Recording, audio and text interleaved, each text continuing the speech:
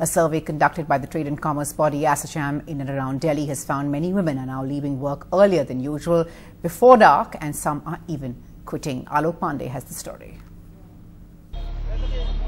In Noida, a devastated family has to not only deal with their 22-year-old daughter's death, but also with the indifference of those in charge of law and order in an area that forms part of the National Capital Region.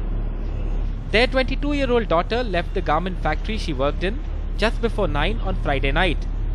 After she failed to return home, the family went to the police, only to be told, allegedly, that their daughter may have eloped with someone. Many hours later, her body was discovered. The young girl raped and killed. The police have now finally registered a case.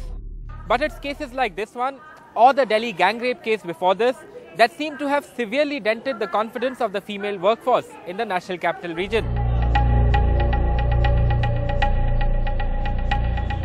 According to a survey by the trade and commerce body Assocham, in some sectors like the IT industry, particularly BPOs, where more than half the workforce comprises women, 1 in 3 women workers has either reduced working hours after sunset or quit jobs over the last fortnight. Nearly 82% of the 2,500 women surveyed said they have started leaving before dark. 67% of the respondents of the Delhi and NCR region marked the atmosphere not comfortable enough for them to work in the BPO and IT sector.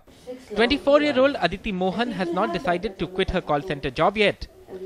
But for her and her family, the worries have increased over the past month. Aditi works at a call center in Greater Noida and is used to the odd hours. But for the last several days, she has been toying with the idea of getting a new job. When I'm working in the night shifts, I'm not at all comfortable. The security is a big time matter for all the girls. The way it happened with that girl, obviously it can happen with any of the girls. It can be me, it can be my colleague or anyone. Day job करना इसलिए ठीक है क्योंकि morning में जाके evening में बच्चा घर आ जाता है, उसमें इतनी टेंशन नहीं रहती. Over the last few days, those in charge of law and order in Delhi and the NCR have tried token measures, including a 3-day gender sensitization workshop organized by the Delhi police, which involved 40 cops who work at the ground level in police stations across the city. But with more and more instances of violence and sexual crimes against women coming to light, and most of them also cases where the police have been indifferent at first to complaints, it seems the atmosphere of insecurity isn't being dispelled in a hurry. In New Delhi with camera person Arif Radhu, Alok Pandey, NDTV. Well, joining us for more on this, Urvashi Butalia, publisher, also behind Kali for Women, also Anuja Chauhan joining us this evening from Mumbai. Thanks both for coming in. Urvashi, first to you. That, of course, is a small sample. It's only 2,500 women, but it perhaps is a good indication of how women are feeling. It's almost like when I saw it, it was like turning the clock back. Yeah. I mean, you know, you've been one of those involved in trying to get women out, out there, and now you have them leaving work early, quitting, talking about quitting, and pressure from home is just growing every day. I think it's a very frightening thing, you know, in many ways, because you're absolutely right that it is like the fear has entered women's hearts, and now they'll be holding back, and the little progress that's been made will be lost. But I think one thing about this survey and what it reveals that actually I find encouraging is that the moment it starts hurting the private sector, one can hope that something might come of it and the state might take it seriously. So it's possible because there are so many women in terms of organizing better security or instilling that confidence. Yes, because it's hurting industry now. You know, you can sideline it if you're talking about women and women are making a noise. But if the private sector is saying women employees are leaving or women employees are frightened and they're not coming, and the percentages are quite high even though this is a small survey, then I think the state will have to take that seriously. Right.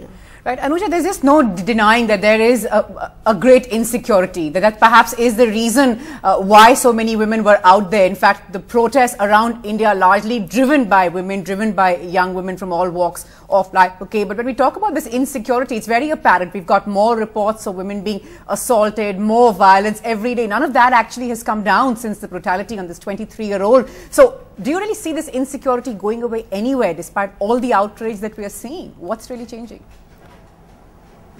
I think that's going to take a while. The thing is that because there's been so much concern and so much conversation, and finally we're seeing a national debate on an issue like this, which has been lurking below and everyone's been ignoring it and keeping it under the carpet for so long. Finally it's out there, it's on front pages every day. And naturally, even young girls who go to, you know, classy schools and roam around in an air-conditioned bubble with cars and drivers and only go to malls and short skirts, it's hitting them in the face every single day, right?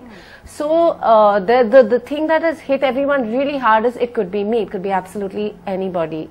And that's why I think there's so much insecurity amongst the young girls who otherwise would think that this doesn't, you know, this will happen to other people and not to them.